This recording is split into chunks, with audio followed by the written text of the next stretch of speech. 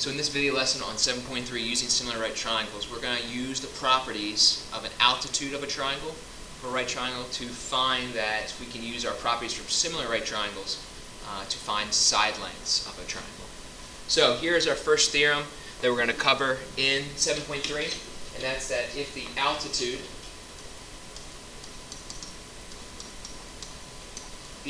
is drawn to the hypotenuse of a right triangle, then the two triangles formed are similar to the original triangle and to each other. So let's quickly look at the picture here to the right. This is the altitude of the large blue triangle. The altitude is that perpendicular line coming out of the right angle of the large triangle ABC. And because of that line, when we draw that, we create two smaller right triangles that are similar to each other and to the original triangle ABC. Both of these triangles are both right triangles here at vertex D, and they are similar to each other. So let's go ahead now and look at them separately to kind of get a better idea of how these triangles are similar to each other. So we have triangle ABC.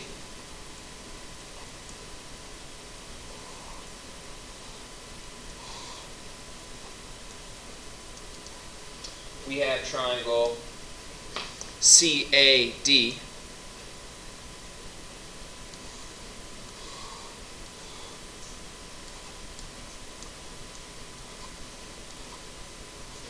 And we also have triangle CDB. By the definition of the theorem, we obviously know because of the altitude CD, and the segment that we can call the altitude is segment CD, because CD is the altitude of triangle ABC coming from the right angle, we know that they're similar. But the way they're drawn right now, it might be tough to visualize the fact that these triangles are similar to each other. So let's go ahead and redraw with the corresponding parts so that they have the same orientation. We'll look at the smaller triangle, triangle CDB, and we'll change the orientation of the other two so that they look the same. The small leg of this triangle is CD, so we'll put him down at the bottom. And at the top we have the larger side, so this would be A, D, C. And then the very large triangle, we're going to have to spin that so that CB is on the bottom.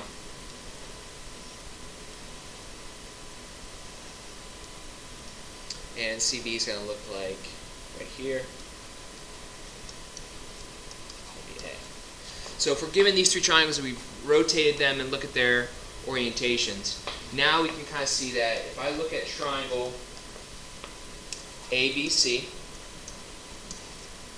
since they're all similar, triangle ABC would be similar to triangle,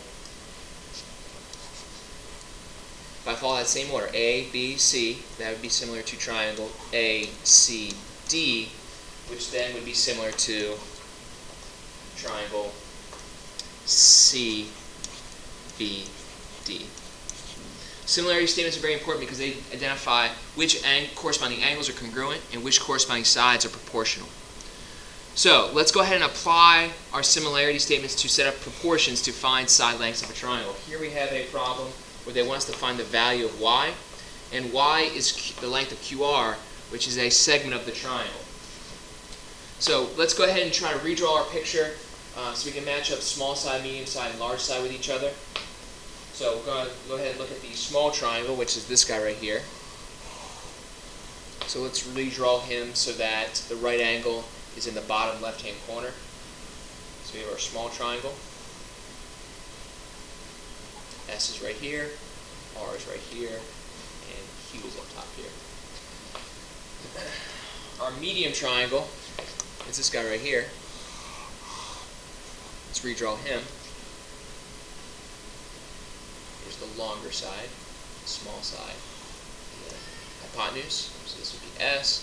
The small side would be QS, and the large side would be QP. Yes. And then we finally have the blue triangle, which is on the outside, and that's the largest triangle. The right angle would be Q, so that's down here. The short side is R. R right there. And then S. P will be up here. So when I look at those three triangles redrawn and set up in the same orientation, I can then go ahead and label their side lengths. RQ here is the hypotenuse of the small triangle. Its value is Y. We also know that that same value of the green hypotenuse is the short leg, QR is the short leg of the large triangle.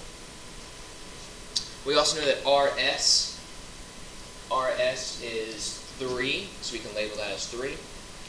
And we know that RP is 9. So based off those measurements, we can see that if these two triangles are all similar to each other, then we can see a proportion can be set up with corresponding parts.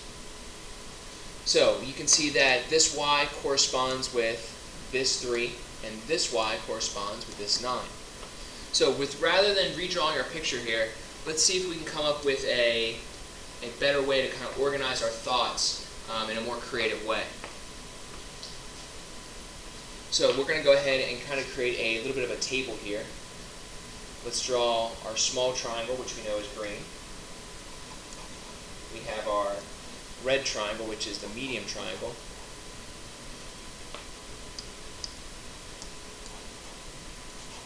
And we have our large triangle, which is blue, or the big triangle.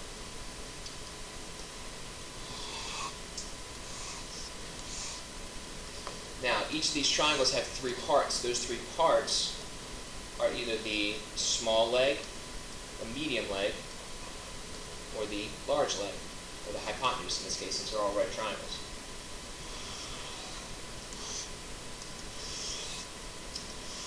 When we create this table, it helps us find the size that we have. For example, we know that the short leg of the green triangle is 3. The hypotenuse of the green triangle is Y.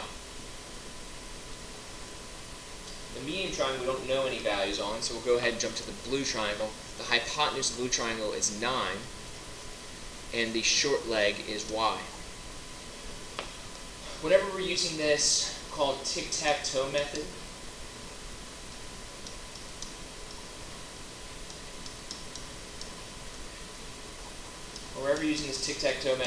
we're going to go ahead and see if we can, rather than drawing a line through all of my values, we want to see if we can draw a box connecting all of my values.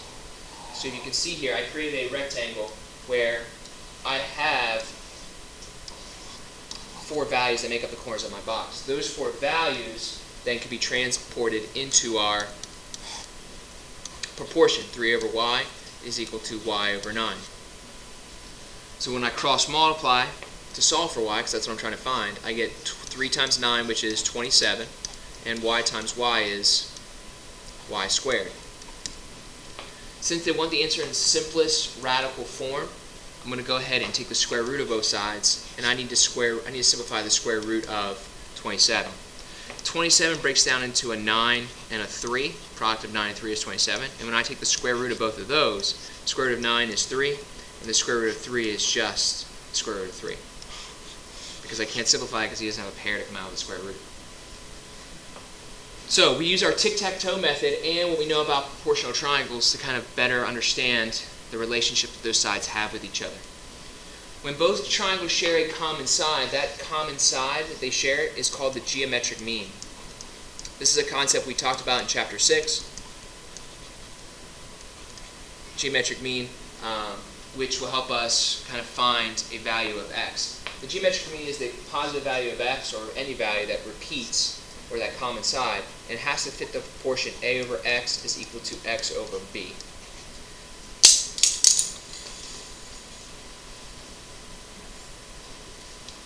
So remember, even though we're using this new method of solving similar right triangles, when you have a type of picture that looks like this, make sure that even though you can use 3 similar right triangles, always check with the Pythagorean theorem first and see if you can just go ahead and plug in the hypotenuse squared is equal to the leg squared plus leg squared. Because if you only have one side missing of a right triangle, you can always find the third using Pythagorean theorem. So let's look at a second example here using that tic-tac-toe method. We're going to go ahead and first label our picture of our small and medium and large triangles. Here's my small triangle, KML, that has a right angle in it. We also have our red triangle here, which is KJM, and its right angle is that angle K. And also I have the large triangle, which is LJM, and its right angle is located right here. So without redrawing, let's kind of just go through the progression here and finding our different side lengths. The small triangle, if I look at it, when I'm looking at the small triangle, the only side that I have is the side that's opposite of the right angle. That side is called the hypotenuse, so I know the hypotenuse is 5.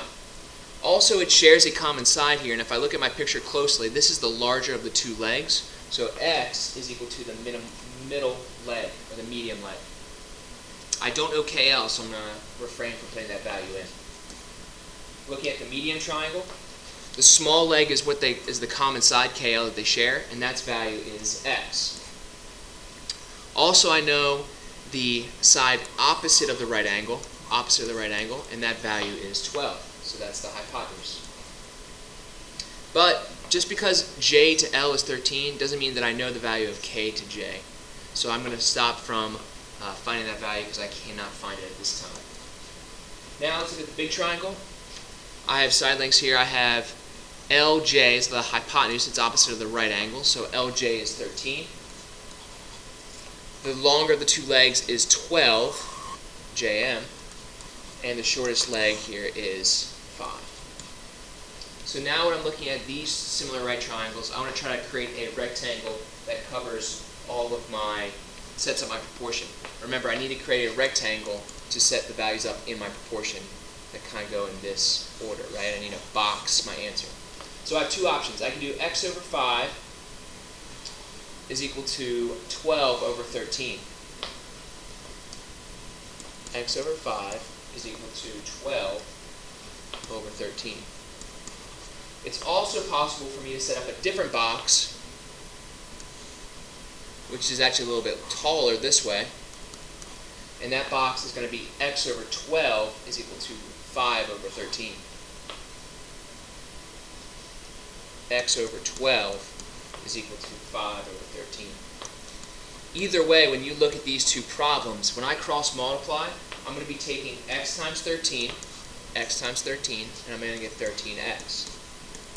When I do 5 times 12, I'm going to do 5 times 12. So no matter which way you draw your rectangle, you're still going to get to the same cross product. 12 times 5 is going to give me a 60. And when I divide both sides by 13, I get the x value of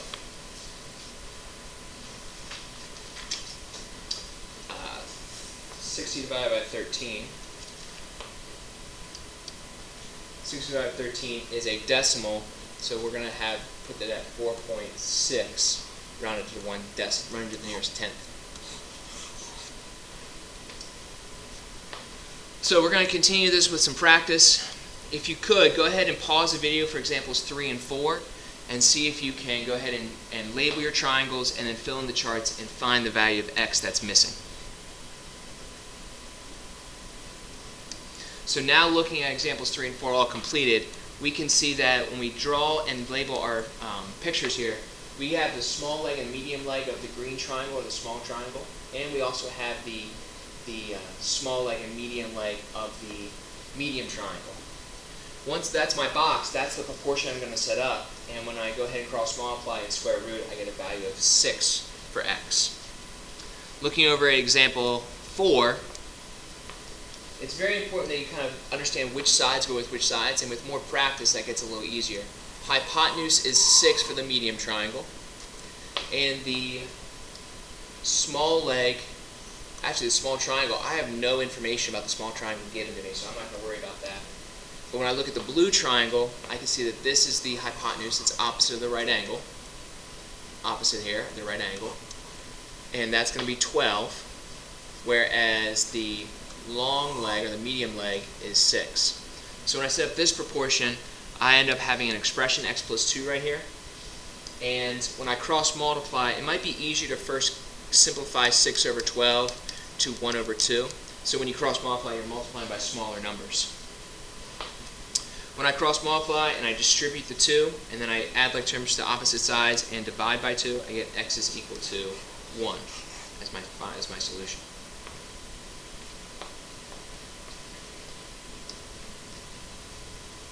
So let's go ahead and try 2 more on your own. Find the missing variables in simplest radical form, and then state the amount that represents the geometric mean. You can go ahead and do this by your table method, and then we're going to follow a new method which is called the walk down method.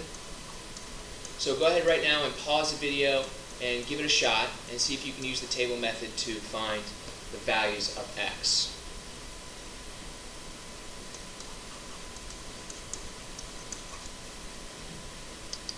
So after pausing the video, obviously you get a x value of the square root of 20, which simplified radical form is 2 radical 5. And here for x number 2, I get the square root of 75, which is equal to 5 times the square root of 3. Now, as promised, we're going to show you a different method in this problem so that you can choose one of the 2 methods for yourself. In both cases, you're going to be able to find the geometric mean. So this case, the walk down method only really works when you have a geometric mean type of problem. So you're always going to start for the walk down method. You're always going to start at the right angle of the largest triangle. Since this is the right angle of my largest triangle, I'm going to go ahead and choose one of the sides that I can walk down from this point. So I have 3 options. I can walk down this line segment, I can walk down the altitude, or I can walk down this line segment, which of this triangle is equal to the value of x. You always pick the value of x the value that you know or that you can find. So if this is the first side that I'm going to walk down, that's my geometric mean value in my proportion. So I'm going to set my proportion where x is my geometric mean. Then I'm going to go ahead, and now I'm standing at this point right here.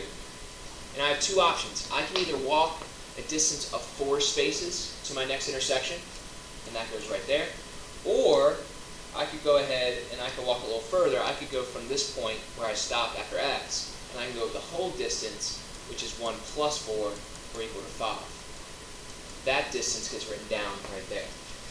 So if you look at that proportion compared to what you do with your table method and your tic-tac-toe method, when I cross multiply and get x squared is equal to 20, and I square root to get the square root of 20, I get to the same result as if I do it with my table method. Same thing here, number 2. Let's go ahead and walk down from the top. So since this is the largest right angle on my picture, which side do I know or want to find? Well, that would be the altitude this time. So altitude is what I walk down first. So that means that x is going to go here and here. It's not always the x, it just depends on the problem. Walk down that segment first. And now I'm standing at a crossroads. I have 2 directions that I could go.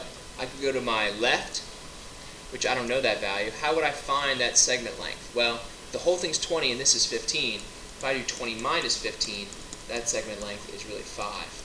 So 5 is what goes in that space. Or, rather than walking left, I could walk right, which gives me a distance of 15. Either way, when I cross multiply with the table method or tic-tac-toe method or the walk-down method, I get x squared is equal to 75. So when I take the square root of both sides, I get the square root of 75, which can be simplified to 5 radical 3. So if you like the walk-down method, you're more than welcome to try that way, or you can stick with the tic-tac-toe method and draw your table. Looking at example 5, let's go ahead and use one of the 2 methods, or maybe we'll use both. Since we're finding multiple variables here, we want to find A, B, and C. Let's kind of go ahead and see how this picture can be drawn out using the tic-tac-toe method, the table method. So let's go ahead and draw our table. We have the small triangle, we have the medium triangle, and we have the large triangle.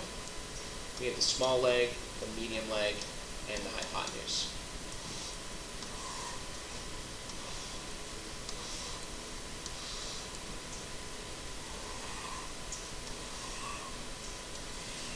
After drawing my table, we'll go ahead and label our pictures. Here here's my small triangle, and its hypotenuse is B. Its short leg is 24, and its medium leg is 32. Now don't be surprised, remember on the first page of our notes here in 7.3, we talked about if I can go ahead and use Pythagorean theorem, it would be in my benefit to go ahead and do that. When I look at the three sides that I'm given for the small triangle, I know two of them, and I need to find the third. So because of that, I can use the Pythagorean theorem and set the hypotenuse squared equal to the leg squared plus the leg squared.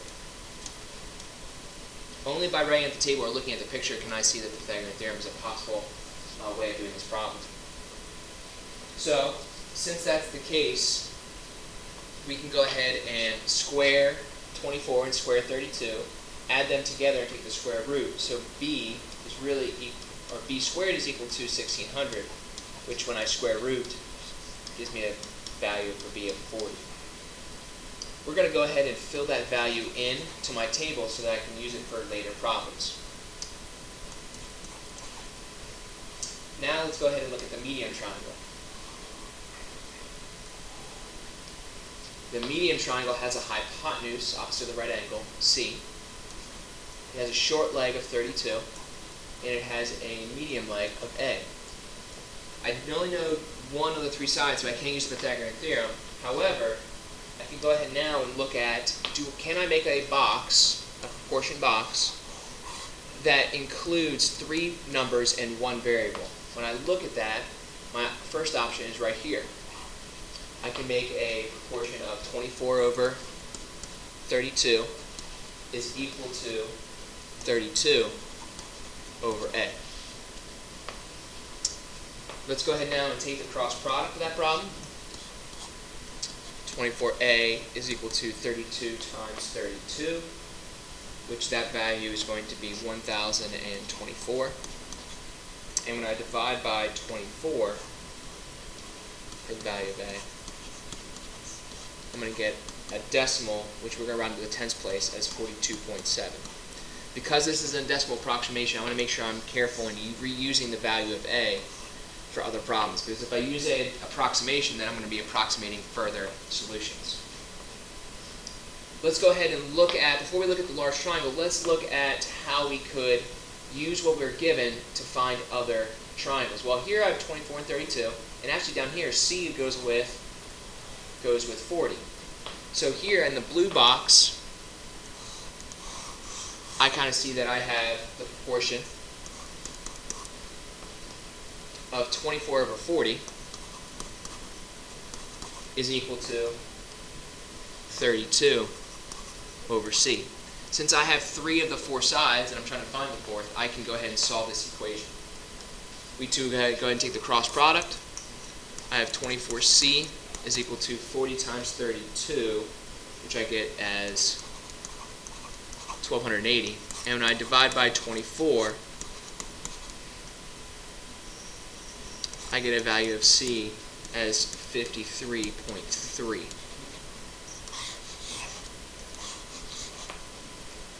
So we didn't even need to find the large triangle in this case, just so we could find our variables. But remember, whenever you set up a proportion, you want three numbers and one variable to be able to find that.